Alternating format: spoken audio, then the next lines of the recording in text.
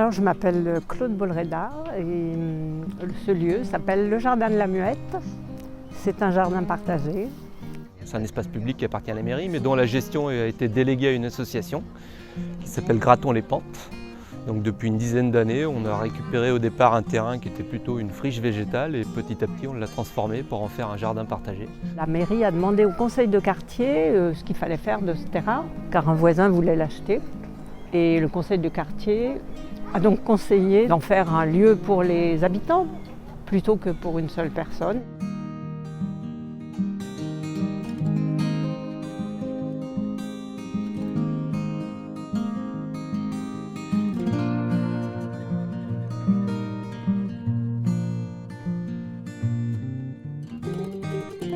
Au départ de l'association, il y avait effectivement la volonté d'être écologique. On n'a effectivement pas d'engrais autres que des apports naturels de compost qui viennent de nos déchets végétaux.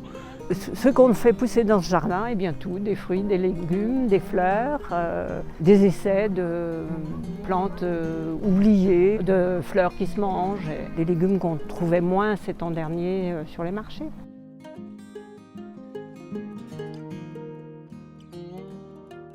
On a actuellement 90 inscrits qui peuvent venir à leur rythme et selon leur disponibilité sur ce jardin, y travailler selon un plan de plantation qu'on décide ensemble puisque les décisions se prennent en partage. Je me promenais au-dessus et j'ai vu un joli jardin il y a 2 ans et du coup je me suis dit que ça serait sympa de mettre un peu les mains dans la terre. Et moi j'ai de la chance parce qu'elle m'a inscrite en même temps.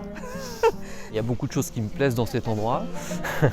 La première chose, c'est que c'est un petit sanctuaire végétal finalement très indépendant de la ville. Pourtant, on est au cœur du 1er arrondissement, mais on n'a pas de vis-à-vis, on a une vue très dégagée.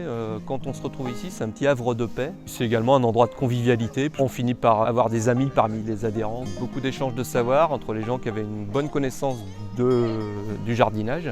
En pratiquant, on apprend également par le geste. Ce jardin m'intéressait justement parce que c'est partagé. On peut apprendre des autres qui sont là depuis de nombreuses années, donc c'est pour ça que j'ai pas choisi un jardin où c'était tout séparé. Quand c'est le moment de récolter tel ou tel légume, on récolte, on pose tout en vue dans la cabane et chacun se sert.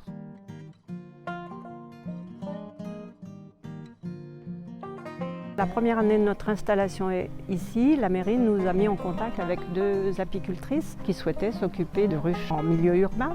Maintenant, on a toujours de ruches. On fait la récolte de miel en général au mois de juin. L'année passée, on a constaté la présence de frelons asiatiques, qui représentaient un danger potentiel.